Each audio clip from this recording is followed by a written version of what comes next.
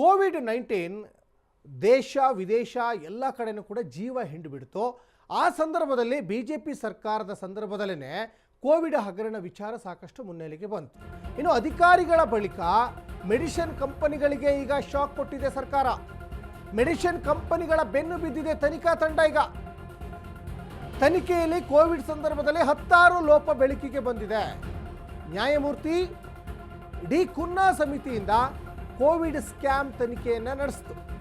ಸರ್ಕಾರಕ್ಕೆ ವರದಿ ಕೂಡ ಸಲ್ಲಿಕೆ ಆಗಿದೆ.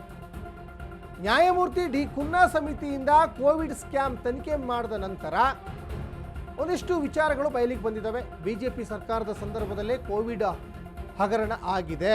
ಅಧಿಕಾರಿಗಳ ಬಳಿಕ ಈಗ ಮೆಡಿಸಿನ್ ಕಂಪನಿಗಳಿಗೆ, ಮೆಡಿಸಿನ್ ಎಲ್ಲ ಕೊಟ್ಟರಲ್ಲ ಕಂಪನಿಗಳಿಗೆ ಈಗ ಶಾಕ್ ಆದಿದೆ. ಈಗ ತನಿಖಾ ತಂಡದವರು ಮೆಡಿಸಿನ್ ಕಂಪನಿಗಳ ಬೆನ್ನು ಬಿದ್ದಿದ್ದಾರೆ. ಮೆಡಿಸಿನ್ ಕಂಪನಿ ಅಂದರೆ 10 ರೀತಿಯ ಮೆಡಿಸಿನ್ಗಳನ್ನು ಕೊಟ್ಟಿದ್ದಾರೆ. ಕೋವಿಡ್ ಸಂದರ್ಭದಲ್ಲಿ ಎಲ್ಲವೂ ಲಾಕ್ಡೌನ್ನೇ, ಎಲ್ಲವೂ ಬಂದಾಗಿತ್ತು. ಆದರೆ ಮೆಡಿಕಲ್ ಮಾತ್ರ ಯಾವುದೇ ಕಾರಣಕ್ಕೂ ಬಂದಾಗಿರಲಿಲ್ಲ. ಆ ಸಂದರ್ಭದಲ್ಲಿ ಮೆಡಿಕಲ್ಗೆ ಸಾಕಷ್ಟು ಬಿಸ್ನೆಸ್ ಕೂಡ ಆಗಿದೆ. ಯಾಕಂದರೆ ಅವತ್ತು ಭಯ ಆಯಿತು ಜನರಲ್ಲಿ. ಕೋವಿಡ್-19 ಬಂದಂಥ ಸಂದರ್ಭದಲ್ಲಿ ಒಂದು ಸ್ವಲ್ಪ ಏನಾದರೂ ಬಾಡಿಯಲ್ಲಿ ವ್ಯತ್ಯಾಸ ಆದರೂ ಕೂಡ ಅವರು ಮೆಡಿಕಲ್ ಕಡೆ ಮುಖ ಮಾಡ್ತಾಯಿದ್ರು, ಆಸ್ಪತ್ರೆ ಕಡೆ ಮುಖ ಮಾಡ್ತಾಯಿದ್ರು. ಏನಾಗಿದೆಯೋ ಏನೋ, ಯಾಕಂದರೆ ಅಂತಹ ಪರಿಸ್ಥಿತಿ ಬಂದಿತ್ತು ಆಗ. ಇನ್ನು ನೋಟಿಸ್ಗೆ ಉತ್ತರ ಕೊಟ್ಟ ಅಧಿಕಾರಿಗಳಿಗೆ ಈಗ ರಿಲೀಫ್ ಸಿಕ್ಕಿದಂತೆ ಕಾಣಿಸ್ತಾ ಇದೆ. ಉತ್ತರ ನೀಡದ ಅಧಿಕಾರಿಗಳ ಮೇಲೆ ತನಿಖೆಗೆ ಈಗ ಸೂಚನೆಯನ್ನು ಸರ್ಕಾರ ಕೊಟ್ಟಿದೆ. ಕೋವಿಡ್ ವೇಳೆ ಇದ್ದ ಅಕೌಂಟ್ ವಿಭಾಗದ ಸಿಬ್ಬಂದಿ, ಬಿಬಿಎಂಪಿ ಅಧಿಕಾರಿಗಳ ಮೇಲೆ ತನಿಖೆಗೆ ಈಗ ಸರ್ಕಾರ ಸೂಚನೆ ಕೊಟ್ಟಿದೆ ಅನ್ನೋದು ಕೂಡ ಗೊತ್ತಾಗ್ತಾ ಇದೆ. ಕೋವಿಡ್ ವೇಳೆ ಇದ್ದಂತಹ ಅಕೌಂಟ್ ವಿಭಾಗದ ಸಿಬ್ಬಂದಿ ಮತ್ತು ಬಿಬಿಎಂಪಿ ಅಧಿಕಾರಿಗಳ ಮೇಲೆ ತನಿಖೆಗೆ ಈಗ ಸರ್ಕಾರ ಸೂಚನೆ ಕೊಟ್ಟಿದೆ. ಅಧಿಕಾರಿಗಳ ಮೇಲೆ ಕ್ರಮಕ್ಕೆ ತನಿಖಾ ಸಮಿತಿ ಈಗ ಶಿಫಾರಸನ್ನು ಮಾಡ್ತಾ ಇದೆ. ಮತ್ತೊಂದು ಕಡೆ 15 ಮೆಡಿಸಿನ್ ಕಂಪನಿಗಳಿಗೂ ನೋಟಿಸನ್ನು ಕೊಟ್ಟಿದೆ. ಹೆಚ್ಚುವರಿ ಹಣ ಕೊಟ್ಟು ಮೆಡಿಸಿನ್ ಖರೀದಿ ಮಾಡಿರುವ ಆರೋಪ. ಇನ್ನು ಕಂಪನಿಗಳಿಗೆ ನೀಡಿದ್ದ 13 ಕೋಟಿ ಹಣ ವಸೂಲಾತಿಗೆ ಈಗ ಪ್ಲಾನ್ ಮಾಡ್ತಾ ಇದೆ.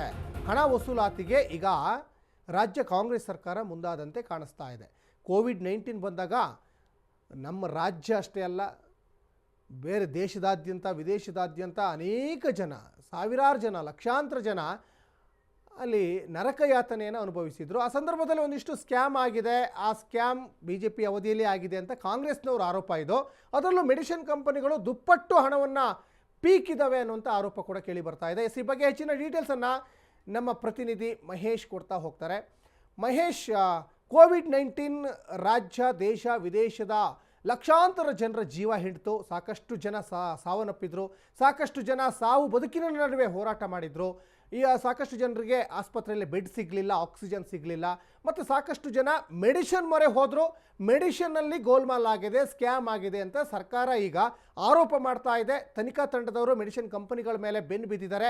ಎಷ್ಟು ಸ್ಕ್ಯಾಮ್ ಆಗಿರ್ಬೋದು, ಎಷ್ಟು ಲೂಟಿ ಹೊಡೆದಿರ್ಬೋದು ಅಂತ ಸರ್ಕಾರ ಹೇಳ್ತಾ ಇದೆ. ಮಹೇಶ್, ಈಗಾಗಲೇ ನೋಡಬಹುದು ಬಿಜೆಪಿ ಅವಧಿಯಲ್ಲಿ ಏನೊಂದು ಕೋವಿಡ್ ಹಗರಣ ಸಂಬಂಧಪಟ್ಟಂತೆ ರಾಜ್ಯ ಸರ್ಕಾರ, ಕಾಂಗ್ರೆಸ್ ಸರ್ಕಾರ ಏನೊಂದು ನ್ಯಾಯಮೂರ್ತಿ ಮೈಕಂಡಿ ಕುನ್ನಾ ನೇತೃತ್ವದಲ್ಲಿ ಒಂದು ಸಮಿತಿ ರಚನೆ ಮಾಡಿತ್ತು. ಆಮೇಲೆ ಏನು ಈ ಆರೋಪಗಳಿಗೆ ಒಂದು ಸಮಿತಿ ರಚನೆ ಮಾಡಿ ಆ ಆರೋಪ ಮುಕ್ತಿ ಮಾಡಬೇಕು ಅಂತ ಕೂಡ ಸರ್ಕಾರ ಮುಂದಾಗಿತ್ತು. ಆದ್ರೆ ಎಲ್ಲೋ ಒಂದ್ ಕಡೆ ಸಮಿತಿ ಏನೋ ಒಂದು ವಿಚಾರಣೆ ನಡೆಸಿದಾಗ, ತನಿಖೆ ನಡೆಸಿದಾಗ ಒಂದು ರೀತಿ ದೊಡ್ಡ ಮಟ್ಟದಲ್ಲಿ ಭ್ರಷ್ಟಾಚಾರ ಮಾಡಿರುವುದು ಕಂಡುಬಂತು. ಅದರಲ್ಲಿ ಪ್ರಮುಖವಾಗಿ ಏನು ಬಿಬಿಎಂಪಿ ವ್ಯಾಪ್ತಿಯಲ್ಲಿ ಸುಮಾರು 28 ಅಧಿಕಾರಿಗಳ ವಿರುದ್ಧ ಈಗಾಗಲೇ ನೋಟಿಸ್ ಕೊಟ್ಟಿತ್ತು. ಆ ನೋಟಿಸ್ ಬಗ್ಗೆ ಉತ್ತರ ನೀಡುವಂತ ಕೂಡ ಸೂಚನೆ ನೀಡಲಾಗಿತ್ತು. ಅಧಿಕಾರಿಗಳು ಈಗಾಗಲೇ 28 ಜನ ಅಧಿಕಾರಿಗಳು ನೋಟಿಸ್ ನೀಡಿರುವುದು. ಅದರಲ್ಲಿ 19 ಜನ ಅಧಿಕಾರಿಗಳಿಗೆ ಈಗಾಗಲೇ ಕ್ಲೀನ್ ಚಿಟ್ ಕೊಟ್ಟಿರುವಂತದ್ದು. ಅಂದ್ರೆ ಅವರು ಮಾಡಿದಂತ ಎಲ್ಲಾ ಕೆಲಸಗಳು ಕೂಡ ಸರಿಯಾಗಿದೆ, ಅವ್ರ ಬಿಲ್ ಪಾವತಿಗಳಾಗಿರ್ಬೋದು, ಹಣ ದುರ್ಬಳಕೆ ಆಗಿಲ್ಲ ಅಂತ ಕೂಡ 19 ಜನರಿಗೆ ಕ್ಲೀನ್ ಚಿಟ್ ಕೊಟ್ಟಿರೋದು. ಉಳಿದಂತೆ 9 ಜನ ಅಧಿಕಾರಿಗಳ ಮೇಲೆ ಒಂದು ರೀತಿಯಲ್ಲಿ ಕಟ್ಟಿ ಇರುವಂತದ್ದು. ಈಗ ಅಂದ್ರೆ ಇಲಾಖೆ ತನಿಖೆಗೆ ಒಂದು ರೀತಿ ಆದೇಶ ಕೊಟ್ಟಿರುವಂತದ್ದು.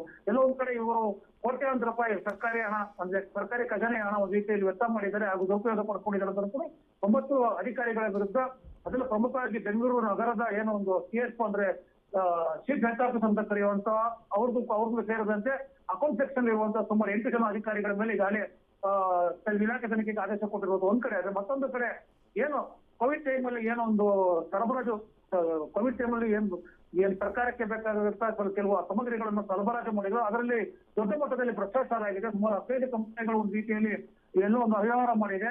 ಅದಕ್ಕೆ ಹೆಚ್ಚುವರಿ ಹಣ ಪಾವತಿ ಆಗಿದೆ ಅಂತ ಕೂಡ ಈಗಾಗಲೇ 15 ಕಂಪನಿಗಳಿಗೆ ನೋಟಿಸ್ ಕೊಟ್ಟು ಹಣ ರಿಕವರಿಗೆ ಮುಂದಾಗಿರುವಂತದ್ದು. ಧನ್ಯವಾದ ಮಹೇಶ್, ತಮ್ಮೆಲ್ಲ ಡೀಟೇಲ್ಸ್ಗಾಗಿ.